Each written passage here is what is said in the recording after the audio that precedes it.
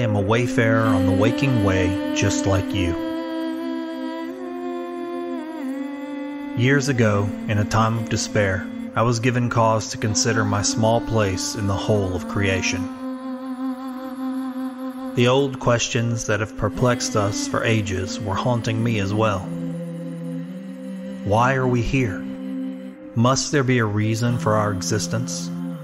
How do we balm our sufferings, enlighten our minds, and awaken our hearts? Are there powers, energies, and realities just beyond our ability to comprehend them? Like a new day rising, a fervor to understand these things illuminated my inner east. The discoveries along the way have been manifold, malleable, and colorful. Like a kaleidoscope, the teachings and practices I have gathered continue to shift and bend, imprinting on the textures of daily life just as it is. My ministry arrives in the form of sharing this extremely personal, varied, sacred, ordinary way with you. Let us traverse this landscape together as siblings. I pray you will join me for a time. I am your brother Oran, and this is my witness to the wisdom cry of the Dawn Deacon.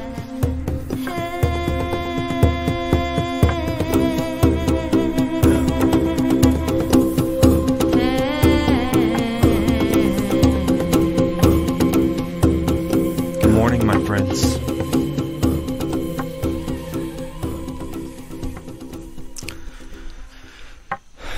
Today, I'd like to talk to you about something that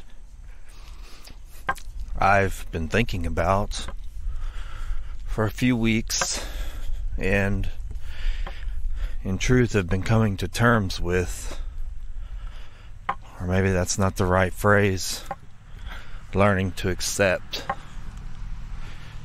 And it's not something new. In truth, it's something I've been learning to accept my whole life. Before I dive into it too far, I want to preface by saying that it's going to be easy for it to sound like an intense judgment of others. But the thing that I need to accept, and I hope you will accept, is that it's also a judgment of myself, and perhaps an even harsher judgment at that. Oddly enough, this morning is the perfect morning to talk about this. I got up early this morning, long before first light, and enjoyed some rich coffee. I had intentions of driving a little further south to watch the sunrise over some water.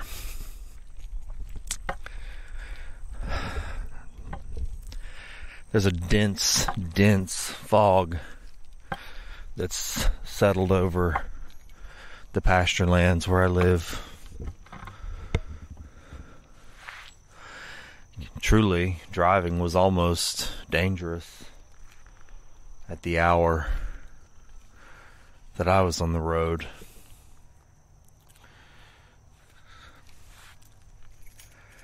Really couldn't see 10 feet in front of my vehicle. But as it is, to drive near the area I was trying to reach, there's really not a lot of safe turnaround points. So I had to continue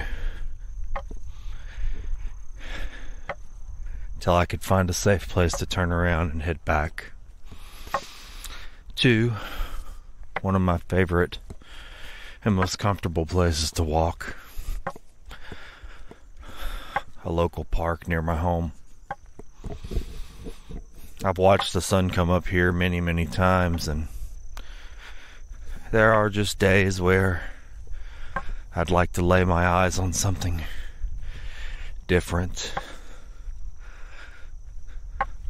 Still looking at the same place over and again, season after season, during all types of weather, even the dense fog of the morning. Today is really a beautiful and interesting thing. It makes me think of living in a body and how it's much the same way. It's what we have season after season. We watch it change, grow, age, wither, be broken, heal, eventually die.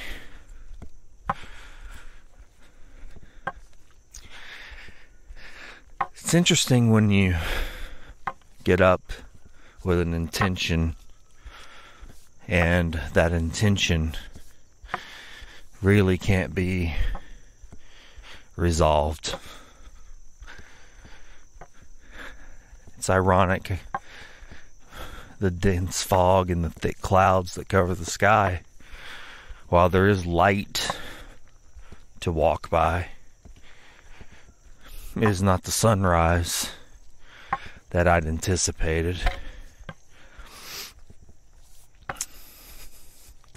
And this leads me into the reflection I'd like to share. And it's this. It's more of a question. What do we do whenever there's something that we care about deeply? Something that we almost feel called to. Something we're passionate about. Some concern for the world in general. Something particular that's very clear needs to be addressed. Something that we feel moved to do something about. Something that we have the capacity to deal with in small ways.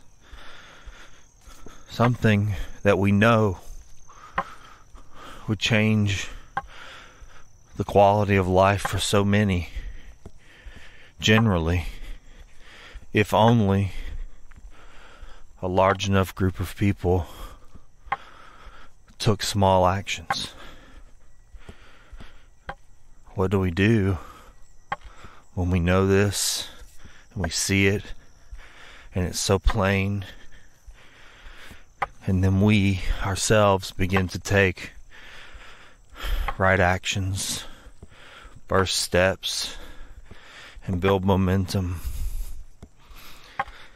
We see the beginnings of the fruit forming from whatever it is that we've sown, and yet we look out at the world and it seems that no one cares about what we care for. And no one is as concerned. No one seems to carry that burden. What happens when this goes on for many, many years? How do we avoid becoming disheartened? I've had many versions of this conversation over the last few weeks. And one particular version of it came as I was visiting with my oldest boy and my wife. And it occurred to me that it's actually during these times when we are disheartened, when we wake up with a fervor to see the light, and the light is obscured. It's actually in these moments that we learn resilience,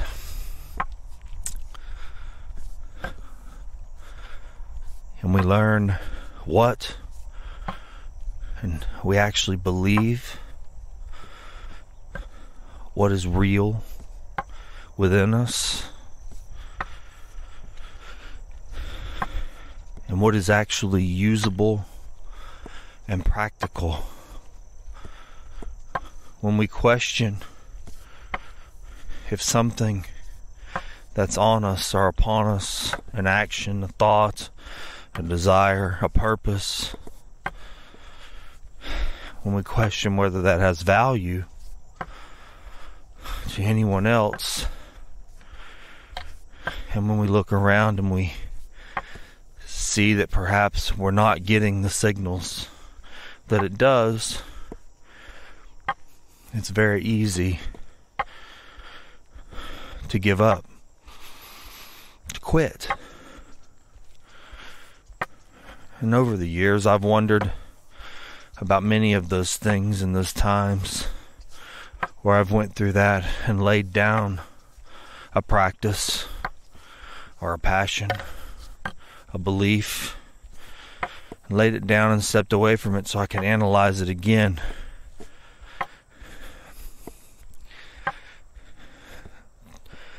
"20 years ago, there are things that I cared about deeply, problems, broken things, things that required attention. And 20 years later, I can very easily see that those things still ail the world. They still hurt our planet, hurt our fellow human beings, hurt all the creatures, decrease our quality of life. And yet, I continue to pick them up again with fresh eyes.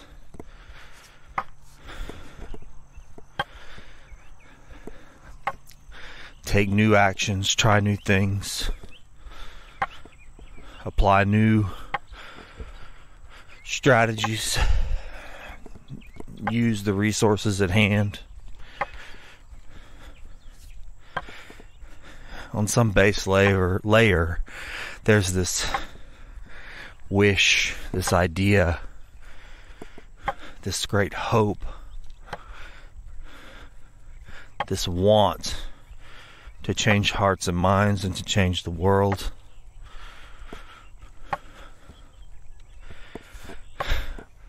And I think while the fuel is there,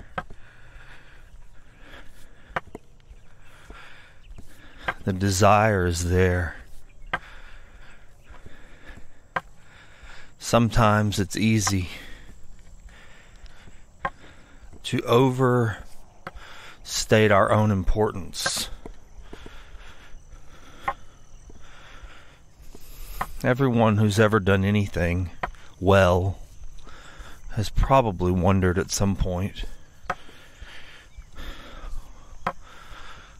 why they haven't reaped the rewards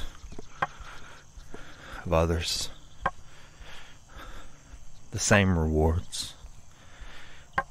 That's been a sneaky thought of mine. And then that's also when I use that as an actual signal. And the word reward itself needs to be revisited. It's an opportunity to check my intention, check my ego. Why do something instead of nothing? I've often asked that question of my podcast guests on Find the Good News. Why do you choose to do something instead of nothing? Is it for a little fame, a little attention, a little boost, that personal dope, the ego dope? Or is it to actually help? Is it because you saw something cracked and broken that hurts your brothers and sisters, human and otherwise, and you felt that you had the resources or the healing hands needed to apply a compress on a wound of some sort? I'd be curious to know what you think about that. Have you ever felt that you saw something broken in the world? Broken in people? Broken in places? Broken in cultures? Some type of pain or aberration in your culture, collectively, something that you wondered if only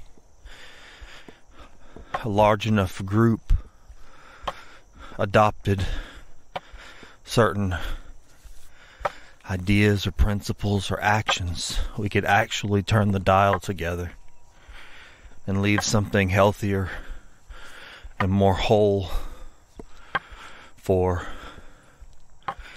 our children or our friends' children or just generations that come after us. You know, I'm sure you've heard the old saying about the man who plants a tree knowing that he'll never sit beneath the shade of its branches, but he does the work anyway. I like that. I do see people changing the world. I do meet and talk to people who are doing good, and on some level that gives me hope. But in visiting with those people, most of them have the same, or at some point have had the same thoughts. Should I continue? What's the point? Oddly enough, for me, I often look to the Stations of the Cross, which is mostly a Catholic practice, but it's one that I've found great value in. If you're familiar with the Stations of the Cross, or even if you're not, essentially it was the Way of Sorrows, and it was organized or created by Franciscans. You see many pilgrims, Christian pilgrims, would go make pilgrimages to Jerusalem and walk what is believed to be the passionate path of Jesus, where he was presented to the authorities, tortured, beaten, punished, and carried his cross through the streets of Jerusalem, mocked and humiliated, and greeted by several people along the way, even assisted by people along the way. And I assume we all know where that sorrowful path eventually led to a cruel cross. And yet, if you're a Christian, you believe or hold that something was accomplished. You know, years ago, and honestly, I haven't thought about this until just now, I went to a hospital. There was a relative, an in-law, who was having an emergency surgery that they couldn't afford. The whole family was there. And that evening I went outside to get some air to the parking garage. I stood in the dark in the parking garage and looked out on the hospital and saw the sign. The hospital was named after a Christian saint.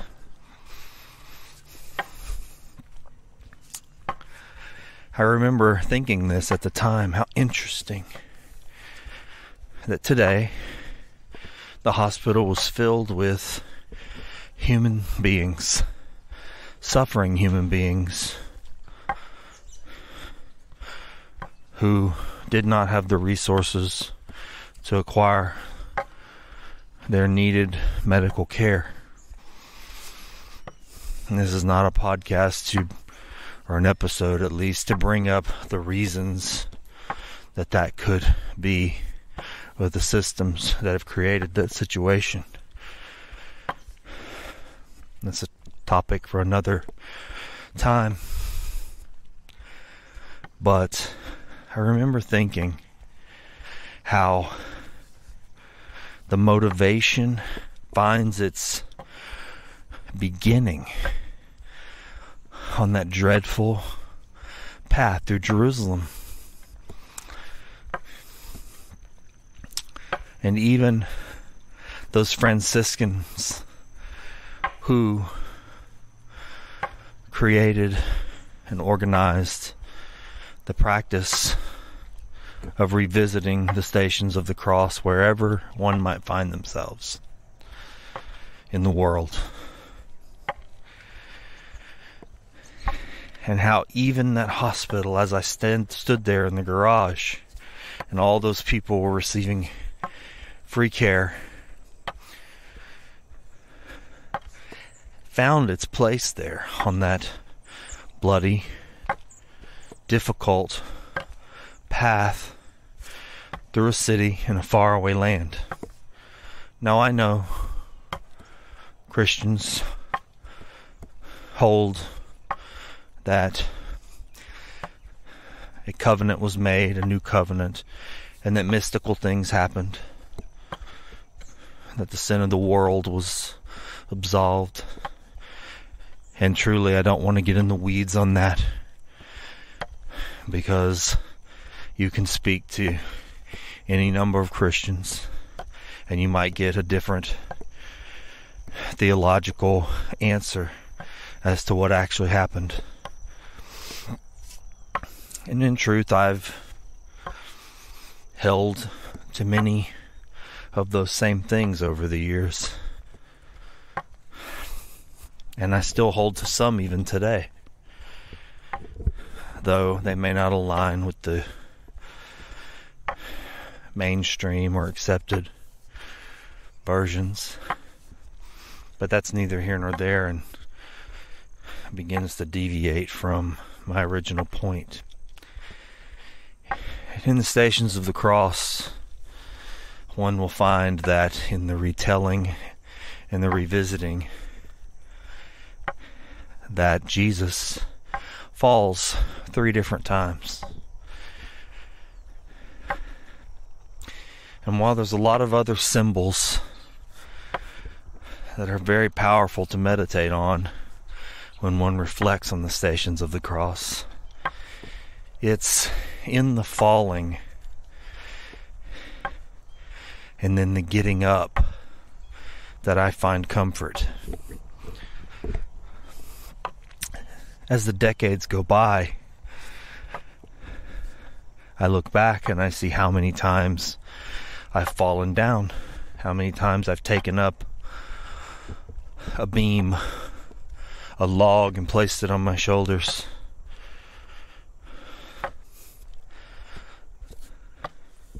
And how at times it gets so heavy,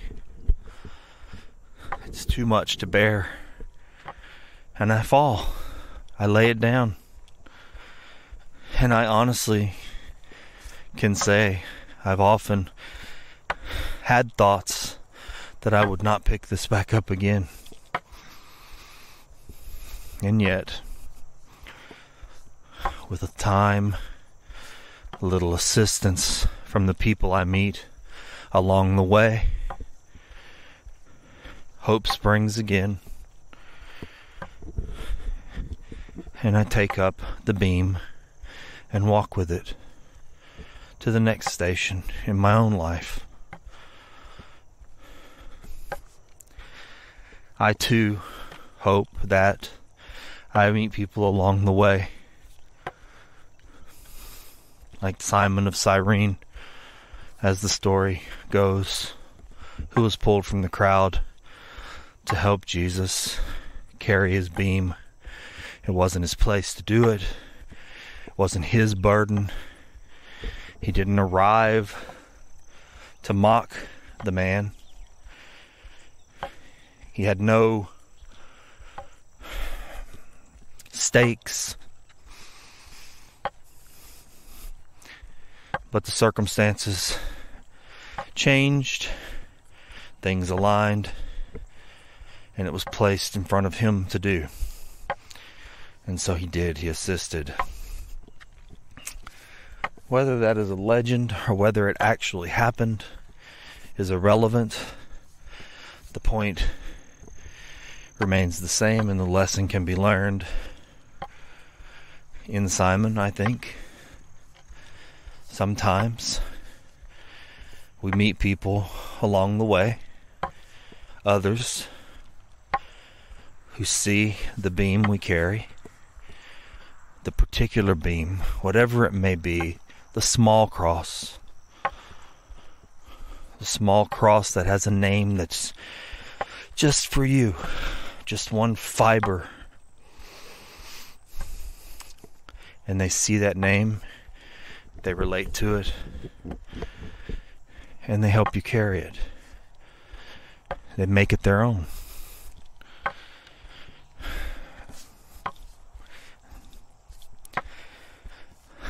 I find some type of comfort in that. But the question, I suppose, my original question was, what happens when there is no Simon? What happens when there's only a crowd of mockers? Or a sea of apathetic faces with no concern? It's like you want to scream, don't you see the road? This sorrowful path that we're treading? Don't you see this cross we're headed towards? And please, please, I hope you understand I'm not speaking in theological terms, but metaphorically. This cross, this pain that we're walking towards, this great suffering, that's the metaphor.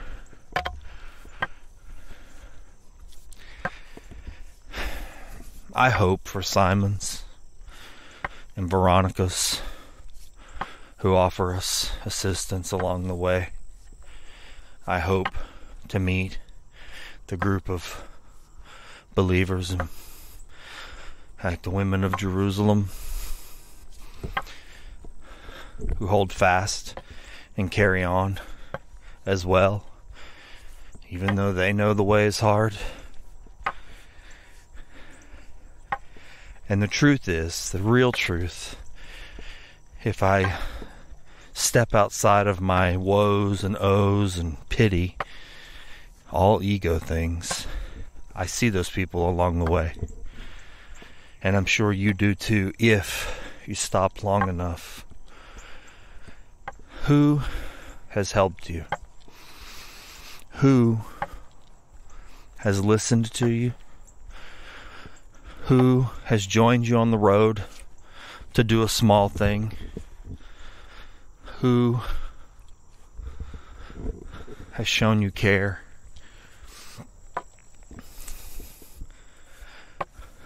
They're there. I know it may seem like they're not, but they're there doing what they can do, carrying what they can carry. I often think about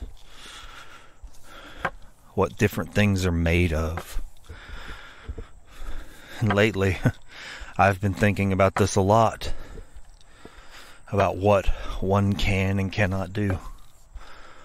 I am removing fence posts from our property after the storm that hit us last year. I don't have the money for heavy equipment. I don't have the resources to invest to remove poles that are sunk so deep in the ground. Posts, really, with 3 feet of concrete buried beneath a layer of soil. And yet, with over 30 posts to do, it feels like it'll never be done. But recently, I found a way that I can do using another post as strong as the post I'm trying to pull, and the simple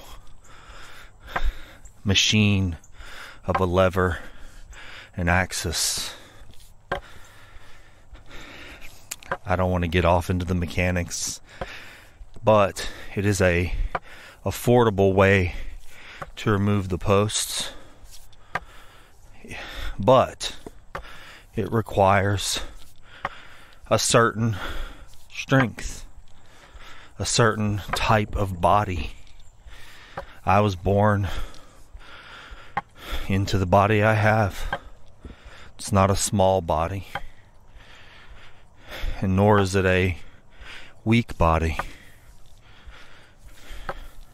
I may not be agile or fit, but for whatever reason, this body I have that carries me has a type of brute force to it, a resiliency and a type of strength to do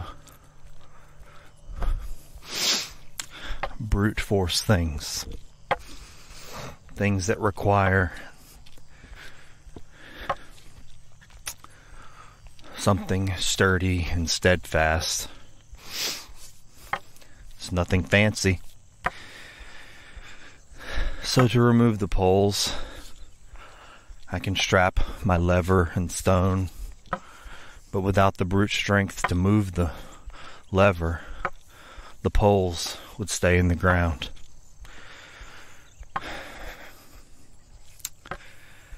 This is my job to do in my family.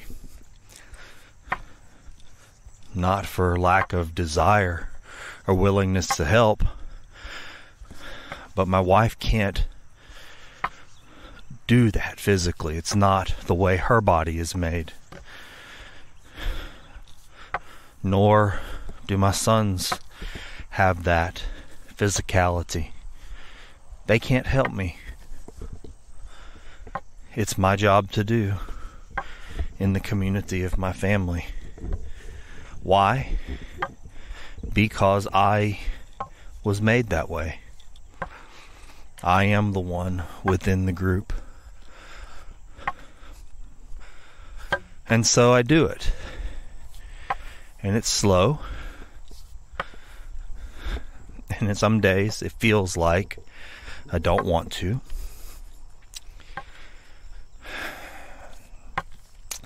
And the other days it feels like it'll never be finished.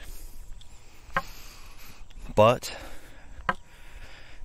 every other day lately, since I've figured out a method that works, I put my body into it and do as much as I can until I can't.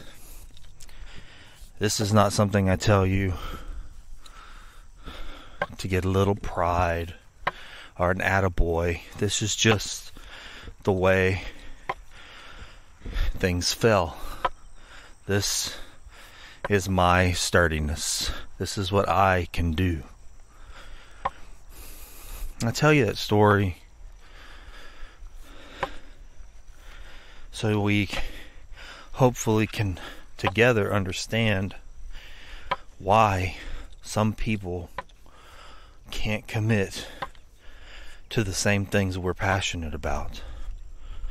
Some of these things are hard. I don't know what you're passionate about, but you obviously care about it and you feel called to it. Perhaps that's your sturdiness. Perhaps that's what you're made of and for. Perhaps you have the grit, whether it's psychologically or physically, emotionally, or maybe your circumstances in life have offered you resources that others don't have. Then that is for you to do, and it is good. Do not become disheartened, as I have over the years. And if you do, I hope you will not lose hope. But if you do, I hope it returns. I hope that even listening to this will be a comfort to you, to know that, one, you're not alone in that dread feeling that no one cares, but also that given enough time and with conscious reflection, you may find that there have been helpers along the way. And what you're doing, this path you're walking, these stations in your life, you may fall, but you can get back up, pick up your beam, and continue through the crowd, through the apathetic, the unconcerned. And even that may be planting a seed that will grow under the earth for a long, long time before the first leaves break the soil,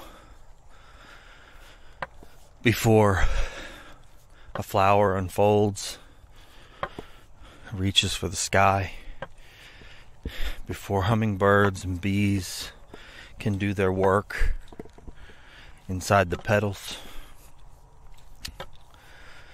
This takes time. Just like that hospital parking garage that I stood in all those decades ago. What you do, though you may not see it, could have positive echoes across time and affect others. So, if you're listening to this, and that's you, maybe today it's just enough to know that out here somewhere you have a brother, a sibling, that has had the same fears and the same restarts and has encountered the same friends, has fallen and skinned his knees too.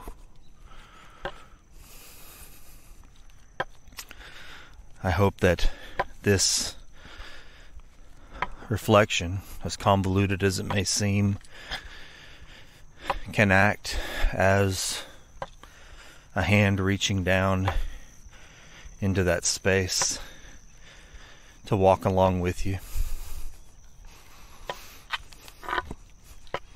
Thank you so much for taking this foggy, wet morning walk with me. As I say that, I look behind me through the fog and see the light barely shining through. It's a sign that the fog will lift soon. And everything that I can't see will be seen. May all beings have happiness and the causes of happiness. May all be free from suffering and the causes of suffering. May we all rejoice in the well-being of others, and may we all live in peace, free from greed and hatred.